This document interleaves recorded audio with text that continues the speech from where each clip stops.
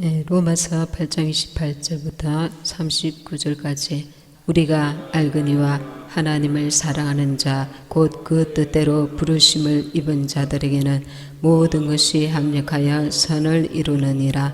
하나님이 미리 하신 자들로 또한 그 아들의 형상을 본받게 하기 위하여 미리 정하셨으니 이는 그로 많은 형제 중에서 맏아들이 되게 하려 하심이니라. 또 미리 정하신 그들을 또한 부르시고 부르신 그들을 또한 어렵다 하시고 어렵다 하신 그들을 또한 영화롭게 하셨느니라. 그런즉 이 일에 대하여 우리가 무슨 말하리요? 만일 하나님이 우리를 위하시면 누가 우리를 대적하리요? 자기 아들을 아끼지 아니하시고 우리 모든 사람을 위하여 내어주신 이가 어찌 그 아들과 함께 모든 것을 우리에게 은사로 주지 아니하시겠느냐.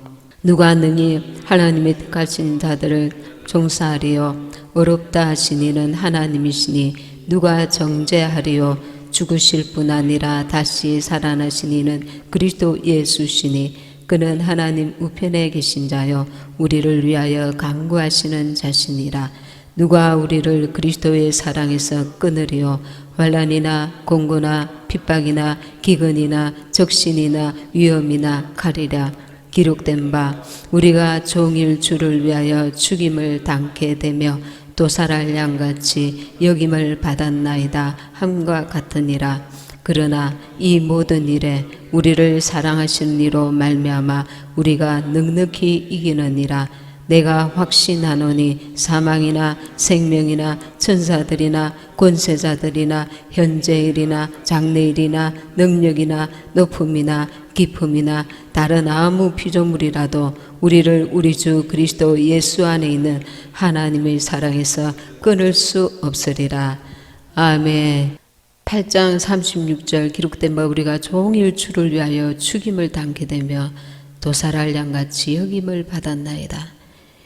이 바울은 모든 고난을 여기서 기록하고 있는 고난들을 다 겪은 자입니다. 그러면서 그가 고백하는 말이 우리가 알거니와 하나님을 사랑하는 자, 조건이 있습니다. 하나님을 사랑하는 자, 곧 그 뜻대로 부르심을 입은 자들에게는 모든 것이 합력하여 선을 이루느니라. 하나님을 사랑해야 하는 조건이 붙습니다. 하나님께서 우리를 끝까지 붙드시기로 작정하셨습니다. 그런데 우리가 하나님 안에서 거하지 않고 그 우리에서 우리가 나갈 경우에는 문제가 달라지는 것입니다.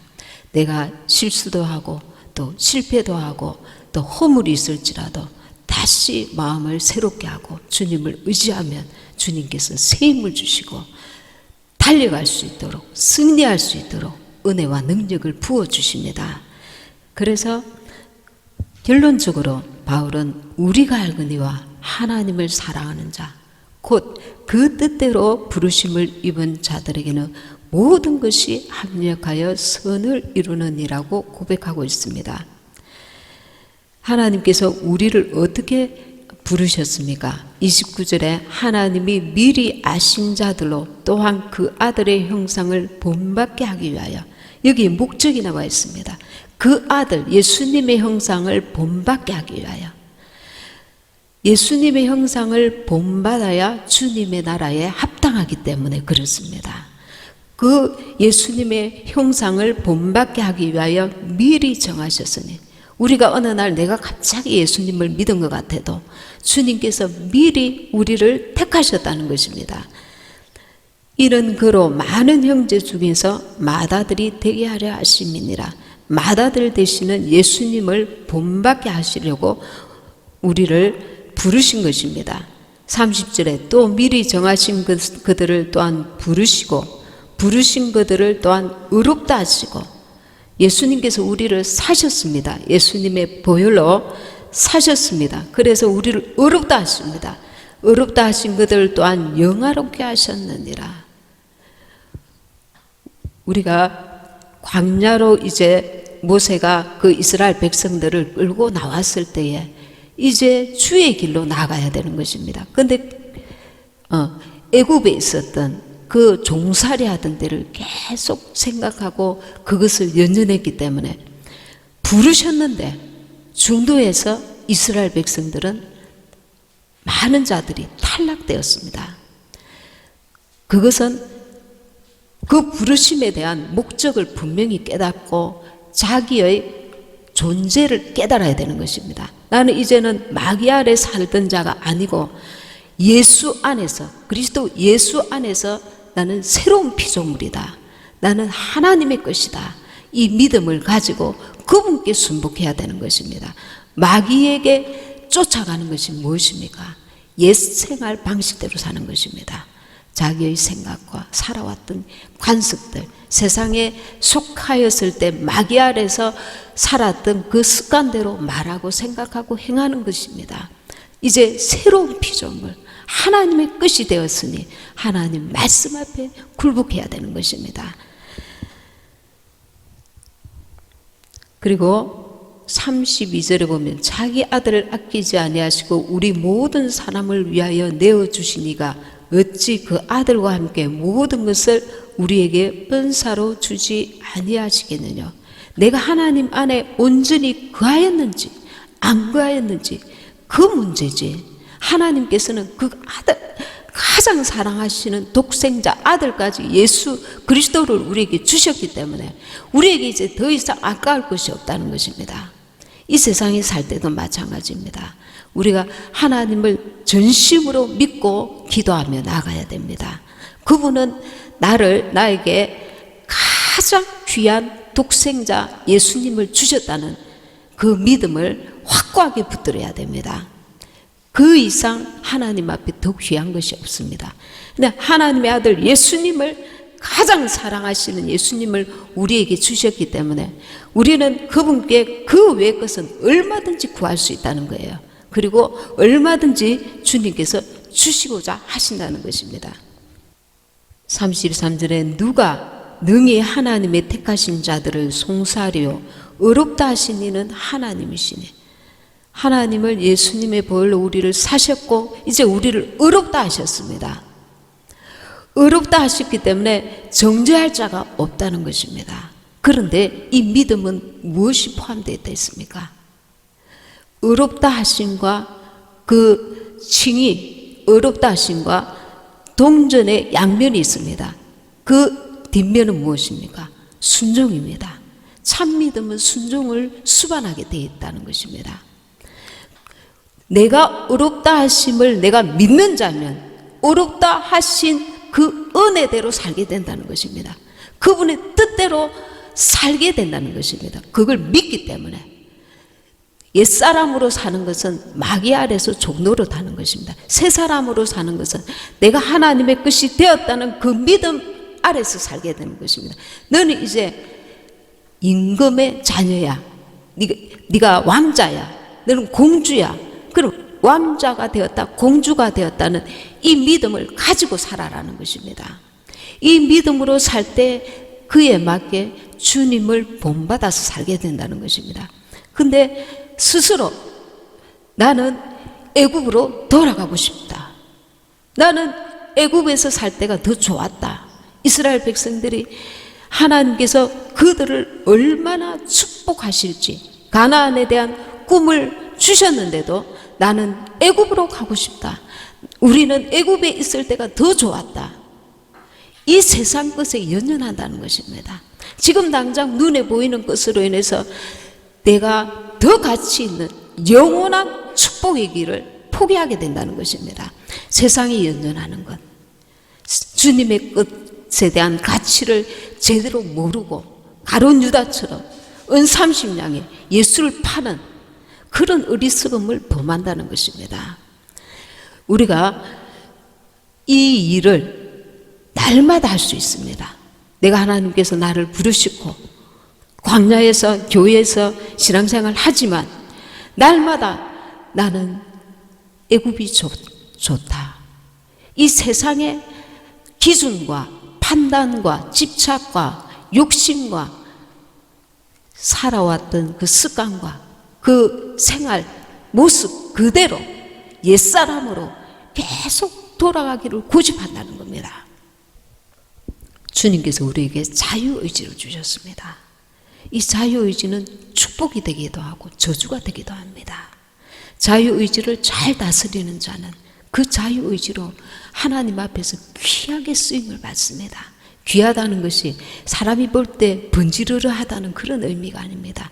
주님이 보실 때에 귀한 것입니다. 주님이 쓰시는 것은 작은 간장 종지라도 귀한 것입니다. 주님이 쓰시는 것은 길거리에 청소부라도 귀한 것입니다. 주님이 쓰시는 사람은 사람이 볼 때에 판단이 되는 것이지, 하나님 앞에서는 그가 참 믿음을 가진 자면 어느 곳에든 무엇이든 귀한 것입니다.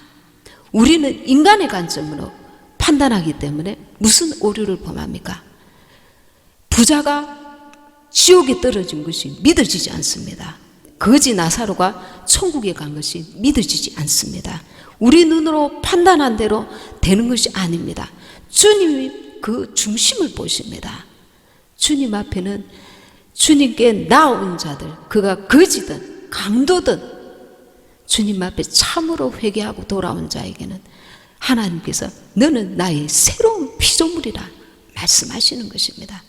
옛 생각에 사로잡히는 것, 그것은 마귀에게 지는 것입니다. 나는 옛날에 이런 죄를 지었잖아. 나는 사람들이 못났다고 했잖아. 나는 사람들 앞에 구박을 받고 멸시를 당하고 나는 이 세상에서 아무런 가치가 없잖아. 나는 공부도 잘하지 못했잖아. 나는 능력도 없잖아. 백도 없잖아. 돈도 없잖아. 능력도 없잖아. 무엇도 없잖아. 얼굴도 키도 무엇도 없잖아. 하나님 앞에서는 아무 의미가 없습니다. 하나님은 없는 것을 있게 하시고 낮은 자를 높이시고 가난한 자를 부유케 하시는 능력이 하나님이시기 때문에 그렇습니다. 지금 우리가 하나님 앞에 바로 서 있느냐? 내가 무엇을 옛날에 많이 잃었어요. 많이 놓쳤어요. 많이 억울한 일을 당했어요. 많이 실패했어요. 실수했어요. 그것이 문제가 아니라는 것입니다. 우리가 역대 이스라엘의 왕들을 보면 하나님 앞에 죄가 없는 자가 없습니다. 사울 왕, 하나님께서 그가 겸손하게 그 하나님 앞에 정말 겸손한 시골에서 처음 하나님께서 부르셨을 때 그 겸손한 믿음을 끝까지 가졌더라면 그는 귀하게 쓰임을 받았을 것입니다. 그런데 그는 교만해져서 하나님보다 사람을 더 두려워하게 되었습니다. 다윗은 왜 성군이라 합니까?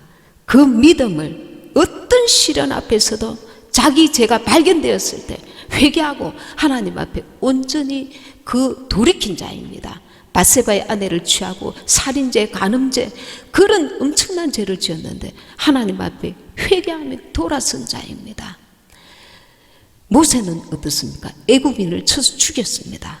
그러나 40년 후에 하나님께서 그를 200만이 넘는 엄청난 이스라엘의 그 백성들을 애굽에서 탈출시키는 어느 누구도 할 수 없는 그 지도자로 하나님이 세우십니다. 지금 내가 어떤 모습인가? 지금 내가 이제 주님의 나라에 내 모습이 되는 것입니다. 과거가 문제가 아닙니다. 지금 내가 하나님 앞에 어떻게 하고 있느냐? 그것이 중요한 것입니다. 환난은 여러 가지 억압을 받는 것입니다. 이 내리 누르는 압박, 이런 과 같은 고통을 말합니다. 공고는 아주 좁은 공간에서 숨 쉴 수 없는 그런 고통을 당하는 것처럼 그런 고통입니다. 박해는 괴롭힘을 당하는 것입니다. 기근은 배고픈 것입니다. 즉시는 벌거벗음을 당하는 것입니다.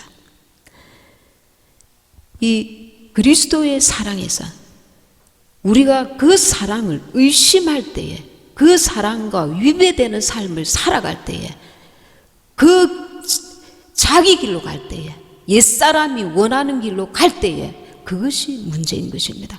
하나님은 내가 너를 구원하기로 작정하였다. 그 우리에 이제 사단옥 원수에게서 예수의 피로 사가지고 주님의 나라에 데려가려고 지금 세워놓고 계십니다. 그런데 본인이 어떻습니까? 나는 내 고집대로, 내 생각대로, 내 판단대로, 내가 내 감정이 가는 대로 세상에서 그럴싸한 세상의 방법대로 살겠다. 그렇게 고집하고 육신의 생각을 쫓아 계속 살아가면 시간을 계속 허비하게 됩니다. 하나님께서 어떻게 하기로 작정하셨습니까?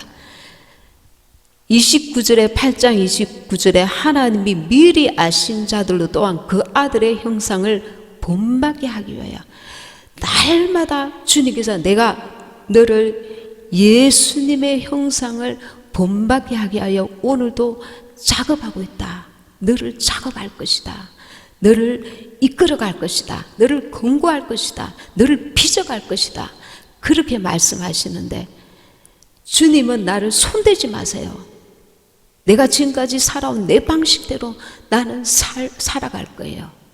이렇게 말은 하지 않지만 자기 속에는 자기 고집이 꽉 들어앉아가 있습니다. 흔들림이 없습니다. 이 고집은 죽음도 초월하는 고집이 되어버립니다. 누굽니까? 가룟 유다입니다. 자기 생각을 쫓아서 예수님께 그 인간의 생각이 앞서서 은 30냥에 예수님을 팔아버립니다. 예수님을 날마다 우리는 팔 수도 있다는 것입니다. 무슨 말입니까? 내 생각을 더 앞세워서 주님이 내 안에 거하실 곳을 없애버리는 것입니다. 세상 사람들은 이렇게 열심히 살고 있고 앞으로 이런 어떤 세상에서 내가 나아가겠다, 계획하겠다, 꿈꾸겠다, 자기 나름대로 하나님 앞에서 하나님 뜻과 무관한 삶을 살 수 있다는 것입니다. 이것이 가룟 유다와 같이 예수님을 십자가에 또 못 박는 예수님과 상관없는 삶을 우리가 살아갈 수 있는 것입니다. 예수님은 우리가 시험을 당할 때에 우리를 능히 건질 수 있는 분입니다. 그러나 우리는 내가 내 시험에서 벗어나려고 하기 때문에 문제가 생기는 것입니다. 내 방법대로, 내 뜻대로.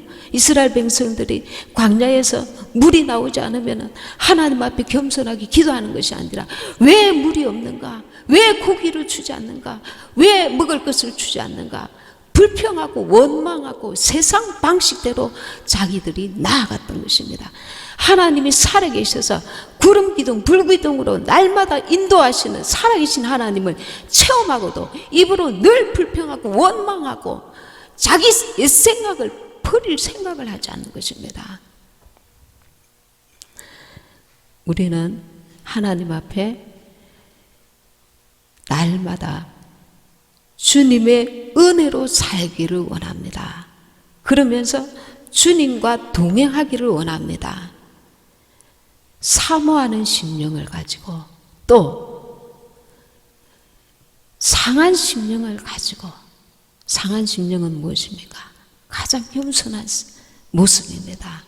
주님과 늘 함께하고 싶은데, 주님의 뜻대로 살고 싶은데 우리 육신이 올라올 때마다 나를 불쌍히 여겨 주옵소서. 실수도 하고 실패도 하지만 내가 고범죄를 지으면 안 되는 거예요. 고범죄가 뭡니까? 죄인 줄 알면서 계속 자기 길로 가면 안 된단 말입니다. 실수도 하고 실패도 할 수 있지만 죄인 줄 알면서 자기 고집대로 자기 길로 가면 안 된다는 것입니다. 그 길은 가룟 유다의 길이 되어버립니다. 가룟 유다에게 너희 중 한 사람이 나를 팔리라. 주님께서 벌써 기회를 주신 것입니다. 너희 중에 한 사람이 나를 팔리라.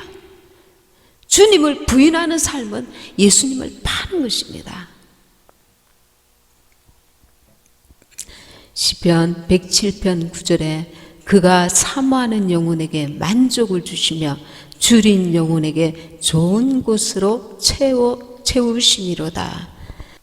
우리가 날마다 주님을 사모하는 마음을 가져야 될 줄 믿습니다.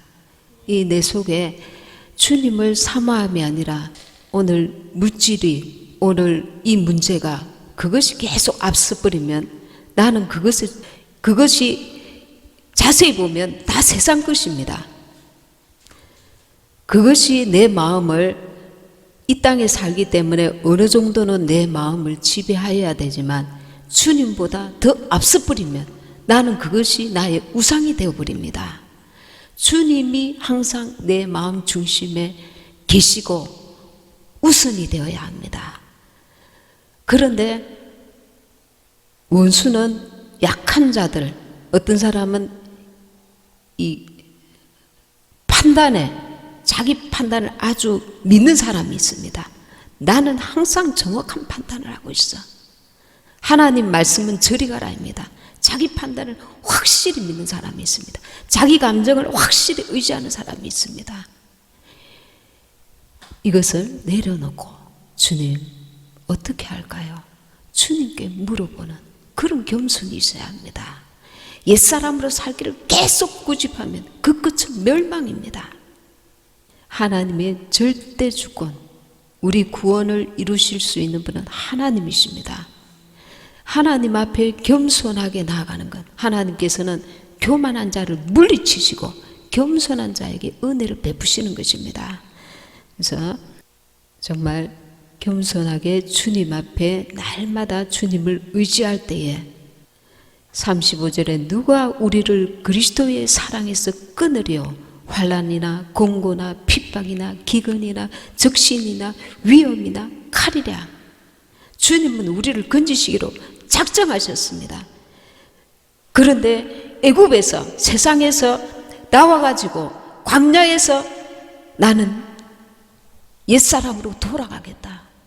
계속 육신의 생각에 집중하고 그러면 그는 이스라엘 백성들이 광야에서 망한 것처럼 망하게 된다는 것입니다. 나의 의지를 들여서 주님께 내가 순종하겠습니다. 주님의 뜻대로 나아가기 원합니다. 이런 겸손함을 가지고 주님 앞에 나아가야 될 줄 믿습니다. 아멘. 이 모든 것이 합력하여 선을 이루느니라. 이 말씀은 예수 믿는 자들에게 일어나는 모든 일, 즐거움이나 고통이나 고난 등은 합력하여서 오히려 하나님께서 선을, 창조의 그 목적을 이루시는데 마귀는 방해하고 고통을 주었을지 모르지만 하나님은 오히려 선을 이루신다는 것입니다. 그래서 시편 기자는 시편 119편 67절에 고난 당하기 전에는 내가 그릇 행하였더니 이제는 주의 말씀을 지키나이다. 시편 119편 71절에서 72절에 고난 당한 것이 내게 유익이라 이로 인하여 내가 주의 율례를 배우게 되었나이다. 37절에 그러나 이 모든 일에 우리를 사랑하시는 이로 말미암아 우리가 넉넉히 이기느니라. 곁길로 갔더라도 하나님은 나를 사랑하신다는 이 그분의 그 사랑을 확실히 믿고 다시 돌아와야 합니다. 주님께 돌아와야 합니다. 중심이 주 앞에 돌아와야 됩니다. 그리고 나의 모든 삶을 다시 재정비해야 합니다. 아주 그 예화가 실제 간증을 제가 유튜브에서 봤는데 여러분들에게도 아마 큰 도전이 될 줄 믿습니다. 어느 집사님이 이제 남자 집사님이 그 해놓은 그 간증입니다. 실제 간증인데 이분은 사형 은도를 받은 사형수였습니다. 이분이 이제 나이가 40대 초반입니다. 사형 은도를 받았고 이제 교도소에 들어갔는데 이분은 옛날에 초등학교를 졸업하고 연세가 이제 지금 좀 드신 분인데 남의 집 살이를 하고 6년 동안 그래서 살 30가마를 이제 만들어 가지고 이제 결혼을 합니다. 그리고 경남 마산으로 이제 이사를 했습니다. 거기서 아주 이렇게 그 옛날에 대변 이런 막 버리는 그 일 있잖아요. 그런 험한 일을 하면서 아주 그리고 열심히 해서 엄청난 돈을 벌게 됩니다. 그 일을 하면서 시에다가 놀고 있는 땅을 빌려가지고, 놀고 있는 땅이 그 당시 굉장히 많았나 봐요. 빌려가지고 농사를 지어가지고 엄청나게 돈을 벌어서 부자가 되었습니다. 너무 갑자기 돈을 많이 벌으니까 마산시에서 나와서 세무감사를 할 정도였다고 합니다. 근데 그때는 예수님을 몰랐던 사람입니다. 이 교만하여서 이렇게 어떤 계기로, 그 부분은 자세히 안 나와 있는데 살인까지 저지르게 됐답니다. 무슨 사건에 일어나서. 그래서 이제 교도소에서 이제 무기징역에다가 사형까지 언도를 받았습니다. 아주 열심히 자기 딴에는 살았는데 이제 사형 언도를 받은 겁니다. 그런데 자기가 배정받은 교도소 방이 어떤 곳이냐면은 사형장이 있는 바로 옆방으로 이제 그 배정을 받았습니다. 이제 40대 초반에 이제 교도소에서 자기 인생을 돌아보니까 너무 허무한 거예요. 지금까지 내가 이렇게 죽으려고 내가 그렇게 열심히 다른 사람들 놀 때에 그렇게 열심히 일했는가, 너무 허무하고 한데, 죽음에 대한 공포가, 사형 언도를 받았으니까 죽음에 대한 공포가 막 밀려왔습니다.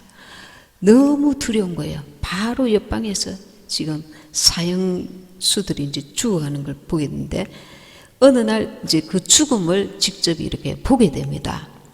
세 사람이 죽었는데 첫 번째 이제 여자가, 아줌마가 이제 걸어 나옵니다. 바로 옆방이니까 이제 자기가 직접 보는 거예요. 이 오다가 너무 두려워서 이 사람이 다리가 풀려가지고 쓰러진 거예요. 그래서 간수들이 이제 이게 들고 이제 갑니다. 이 여자는 정신을 차려가지고 자기의 3남매 그 아이들의 이름을 막 부르면서 미안하다 하면서 울면서 그 사형장으로 들어갔습니다. 그 3남매 이름을 부르는 걸 보고 이 집사님도, 자기도 3남매인 거예요. 아들 둘에 딸 하나인데, 아이들을 생각하니까 너무 더 마음이 저려옵니다. 두 번째 사람은 남자인데 완전히 이제 사형장으로 오는데 넋이 나가 있는 거예요. 정신이 나간 거예요. 그래서 그 사람이 아주 이제 눈 깜짝할 사이에 이제 죽임을 당합니다. 그리고 세 번째는 이제 이시성을 가진 남자 청년이 이제 걸어오고 있습니다. 그런데 그는 나오기 전부터 교도소 방에서 찬송가가 들려오는 거예요. 세상에서 방황할 때 나 주님을 몰랐네. 이 찬양이 들려오니까 교도소 방 곳곳에서 막 우는 소리가 들리는 거예요. 정작 그 사형당할 이 사람은, 청년은 눈물 흘리는 게 아니라 물서 보니까 얼굴이 빛이 나는 거예요. 얼굴이 환하게 빛나서, 다른 사람들은 이렇게 손을 수갑을 채우고 막 이렇게 끌려오다시피 오는데 이 사람은 수갑도 없이 편안하게 찬양을 하면서 그 사형장으로 오고 있는 거예요. 너무 얼굴이 밝아서 아주 자세히 봅니다. 그때 이 방 앞에서 이 청년이 섰습니다. 이 청년이 이 집사님에게 아저씨도 예수님 믿고 나하고 천국에서 만나요. 그렇게 말하는 거예요. 엉겹결에 자기도 이 분위기에 너무 압도되어서, 그래 나도 예수 믿을게, 이렇게 순간에 막 말하게 되는 거예요. 그리고 이 청년은 한 5명이 이제 와가지고 목사님도 오고 이렇게 와가지고 간단하게 예배를 드리고 이제 천국으로 갑니다. 자기가 지금까지 그 사형수들 봤는데 이 사람이 천국에 갔다는 것은 너무도 믿어진다는 거예요. 너무 정확하게 믿어진다는 거예요. 얼굴이 환하게 찬양을 부르면서 아무런 두려움이 없이 걸어가는데 너무나 얼굴이 밝고 너무 천국 가는 사람이구나. 믿지 않던 자기도 믿어졌다는 거예요. 그래서 이 사람에게는, 이 집사님에게는 소원이 생겼습니다. 나도 저 청년처럼 내가 저 사형장에 갈 때 언제 죽을지 모르지만 기쁨으로 저곳에 한번 가야 되겠다. 이 생각이 확 들드는 거예요. 지금까지 나는 저 사형장에 가면 그 두려움을 내가 어찌 감당할까? 죽음에 대한 공포가 늘 잠 못 자고 두려워하고 있었는데 나도 저 청년처럼 기쁨으로 사형장을 가는 방법을 알아봐야 되겠다. 그때부터 성경책을 읽기 시작합니다. 성경책을 읽는데 1년 동안에 22독을 한 거예요. 완독을. 신구약을 22독을 한 거예요. 1년 동안 그 교도소에서 이 사람이 얼마나 밤에 잠도 안 자고 밥 먹는 것조차 아까워하면서 성경을 읽었든지 같은 방에 있던 사람들이 미워하면서 어떤 방법을 통해서라도 이 사람 좀 나가게 하려고 다른 방으로 옮기게 하려고 막 그렇게 미움도 많이 받았습니다. 그런데 자기는 이 1년 동안 말씀을 읽으면서 주님을 깊이 만나는 것입니다. 만나서 이 참 기쁨, 자기가 천국의 사람이 되어가는 걸 느끼겠더라는 거예요. 성경 속에서 너무 이 밥을 안 먹어도 이 성경이 막 밥 먹는 것보다 더 맛있더랍니다. 배부르더랍니다. 말씀을 막 너무너무 열심히 읽고 은혜를 받고 깨닫고 그렇게 해서 하면서 이제 자기가 한 1년이 지나고 나서는 뭔가 내가 하나님 앞에 봉사를 해야 되겠다. 그래서 그곳에서 이 옷을 이렇게 성한 그 제수복을 이제 태우는 것을 보고 그것을 자기가 얻어서 깨끗하게 씻어가지고 병동에 가족들이 없는 사람들 그 성경 구절을 종이에 적어가지고 한 1,000벌 정도를 넘게 날마다 그걸 씻어가지고 갖다 주는 거예요. 성경 구절을 적어서 그걸 허락을 받고 그렇게 하게 됐습니다. 그렇게 너무 성실하게 이제 이 사람이 하는 것을 보고 그 교도관들의 신임을 얻게 됐습니다. 그리고 모범 제수자가 되었습니다. 근데 하나님께서 일하시기 시작했습니다. 자기 아이들이 3명인데 이 사람이 기도하면서 주님께 순종해서 봉사하고 이렇게 하면서 나가니까 자기 아이들이 이 교도소에 있는 아버지에게 돈을 구하러 오는 것입니다. 학비를. 그런 역사가 일어날 것입니다. 한날은 이제 그 아들이 지금은 중앙청 서기관이 됐답니다. 20만 원을 이제 학비를 뭐 필요해서 이제 달라고 하는데 그것을 그 요구를 아버지한테 찾아와서 하니까 이 아버지가 뭐라고 하냐면은 내가 하나님 세계 은행장이신 하나님을 모시고 사는데 하나님께서 그거 못해 주시겠느냐 그러면서 걱정하지 마라. 통장에 하나님이 주실 것이다. 그 일이 있고 나서 바로 하나님께서 믿는 집사님을 연결해 줍니다. 그래가 이 집사님이 이 돈을 주고 18년 동안 이 사람에게 이 교도소에 있는 동안에 계속 한 달에 2번씩 찾아와서 도움을 주고 은혜를 끼치는 거예요.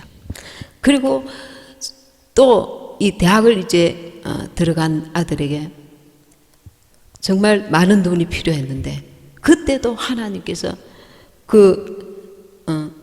교묵하자 믿는 그 장로님을 하나님이 붙여주셔가지고 계속 다른 분 믿는 분을 붙여주셔가지고 자녀들이 그 어려운 생활에 학비와 생활에 어려움이 없도록 다 공급을 해주신 거예요. 그리고 이 사람은 이제 또 사면이 됩니다. 교도소에서 이제 사면이 되어서 이제 세상으로 나오기까지 됩니다. 나와서 짜장면 집을 하면서 노인들에게 짜장면을 무료로 노인 복지관이나 이런 곳에 다니면서 섬깁니다. 하나님께서 엄청난 역사들을 이분을 통해서 크게 막 하시기 시작한 것입니다. 이 사람은 뭐라고 얘기하냐면 교도소에서 만난 것은 죽음이 아니라 천국이었다. 저는 이것을 보면서 우리가 지금 내가 어느 곳에 있는가, 어떤 처지인가가 하나님 앞에는 전혀 문제가 아니다. 오히려 교도소에 있지 않고 자유로운데 주님을 위해서 뭔가 할 수 있는 사람도 자기 생각에 묶여서 시간을 허비하고 주님이 원하시는 것을 순종하지 않고 이 광야에서 이스라엘 백성들이 끊임없이 원망 불평하다가 멸망당한 것처럼 하나님 앞에 참으로 가증하게 살아갈 수 있다. 이런 생각을 해봅니다. 내가 지금 어떤 처지인가? 하나님 앞에서는 그것이 전혀 문제가 안 된다는 것을 우리가 이 간증을 통해서 알 수가 있습니다. 내가 하나님께서 주신 그 자리에서 그곳에서 주님의 내게 요구하시는 그 뜻 앞에 순종하면서 겸손하게 감사하면서 이 사람은 뭐라고 얘기합니까?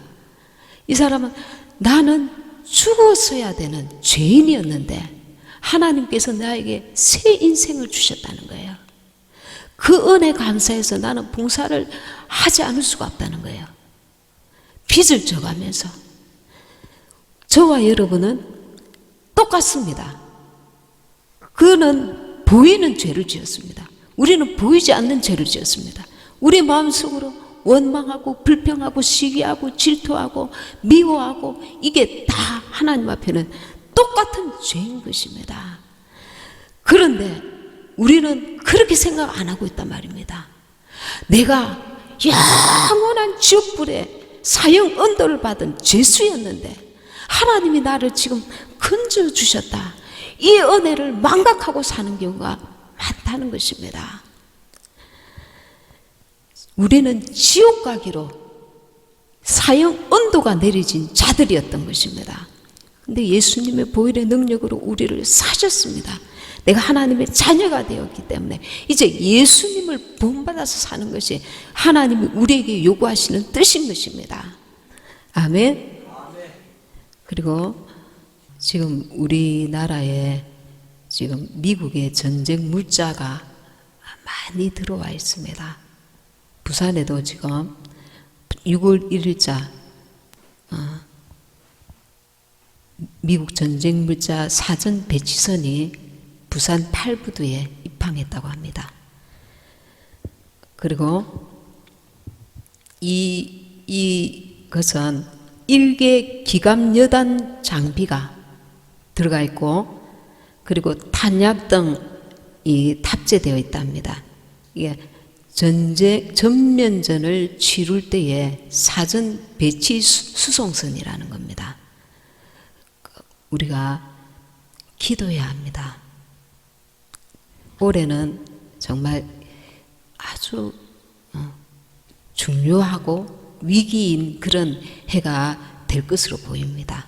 우리나라뿐만 아니라 그리고 적그리스도 채널에서 나오는 것들을 이것도 우리가 지금 저들의 계획이 어느 정도로 흘러가고 있는지 감을 좀 잡고 있어야 됩니다. 맞는 것도 있습니다. 그러나 틀리는 것도 있습니다. 근데 하나님께서 최종 결정은 하나님이 하십니다. 적그리스도 채널에서 적그리스도가 누구인지 666을 계시한다고 지금 말하고 있습니다. 이 적그리스도 그들의 프리메이슨들이 자기들의 아젠다는 이제 이슈, 중요 관심사 이런 뜻입니다. 이런 아젠다를 보여주는 게 있는데 아이패드 고투입니다. 이 아이패드 고투의 한 장면에는 이 적그리스도가 어느 때에 나오느냐 하면 아이패드 고투의 수련, 물속에 연합꽃 있죠. 수련하고 연꽃하고 조금 다르답니다. 근데 수련이 개화될 때 미국의 파괴가 있다는 것을 암시하고 있습니다. 근데 전쟁이 발발하기 전에 수련이 나타납니다. 적그리스도의 출현이 보입니다. 아이패드 고투에는 적그리스도 출현과 수련의 개화가 거의 동시에 이루어지는 것으로 나타나와 있습니다. 무슨 말이냐면 적그리스도가 누구인지 이제 2019년 5월 이후에 보여주게 될 것이다 암시하고 있단 말입니다. 이 적그리스도 채널에서 지금 6월달이 들어가지 않습니까? 그게 언제쯤인지 지금 우리가 전문가들이 그거를 연구하는 전문가들이 지금 보고 있는데 아이패드 고투는 무엇을 지금 그들이 전에 나타내 주었느냐 하면은 아이패드 고투에는 적그리스도 출현과 수련의 개화가 동시에 이루어지는데 적그리스도 출현, 미국의 파괴, 전쟁, 수련이 다 연관이 있다는 것입니다. 아까 적그리스도 채널에서 적그리스도가 누구인지 이제 곧 보여주게 될 것이다 이런 것을 암시하고 말하고 있습니다. 그런데 적그리스도 출현하고 미국의 파괴는 지금 테러가 일어날 것으로 암시를 하고 있다고 합니다. 이것을 그대로 받아들이지는 않되 우리가 참고를 하는 것입니다. 미국의 파괴와 전쟁과 수련이 이 깊은 관련이 있음을 나타내고 있습니다. 그런데 이 수련이 언제 꽃이 피느냐 하면 7월 이후라고 합니다. 이제 감이 잡히죠. 꽃이 7월 이후에 피는데 저들은 2019년 5월 이후에 적그리스도가 누구인지 나타내 666으로 이 적그리스도 채널에서 이제 암시해 줄 것을 말하고 있다는 것입니다. 말하고 있는데 그 앞에 오래전에 만든 그들의 아이패드 고투 거기에 보면 적그리스도 출현하고 미국의 파괴하고 전쟁하고 그리고 이 수련 연꽃이 깊은 관련이 있어서 거의 이 동시에 이렇게 나타내고 있는 것을 거기에 암시를 하고 있습니다. 그러면 이들의 이 지금 나타내 주는 것들로 보면 올해는 굉장히 이렇게 중요한 한 해가 될 가능성이 있다. 이렇게 보여집니다. 지금 기도하는 분들도 올해를 굉장히 중요한 해로 이렇게 보고 있습니다. 우리가 참고를 하는 것입니다. 때를 인식하기 위해서. 그래서 올해가 반드시 이렇게 된다는 것은 아니고 저들은 그렇게 계획을 잡고 있다는 것을 우리가 알고 있어야 된다는 것입니다. 올해가 저들에게는 666의 해인 것입니다. 그래서 666의 해, 2019년 666의 해로 자기들은 지금 그가 해나가고 있습니다. 그래서 우리가 막연한 신앙생활 하지 마시고 반드시 기도의 자리에 가셔야 됩니다. 그리고 내 믿음 내가 지켜야 합니다. 내 믿음. 이 보이는 이 세상의 것들에 너무 휘말려 들지 말고 하루하루 성실하게 살지만 하나님 앞에서 내 하나님과 나와의 관계를 바로 세워가야 합니다. 회개할 것은 회개하고 날마다 주님과의 관계를 친밀하게 해나가야 됩니다. 기도의 자리에 말씀을 읽는 자리에 이 재수는 어떻습니까? 우리가 정말 일반 재수가 아닙니다. 사형 언도를 받은 사형수입니다. 그 사형수에게도 이런 엄청난 역사가 일어난다고 보면은 우리처럼 이렇게 육신적으로 자유한 우리는 얼마나 하나님 앞에 마음껏 주님이 원하시는 나만의 일을 할 수가 있겠습니까? 시간을 너무 허비하지 마시기 바랍니다. 영적으로 하나님 앞에 내가 오늘 하루 어떻게 써야 되는가? 가족들을 내가 어떻게 할까? 기도하면서 영혼을 구원하고 인도하는데 우리가 할 수 있는 최선을 다하면서 내 자신부터 하나님 앞에 관계를 바로 세워가는 저와 여러분이 되시길 바랍니다.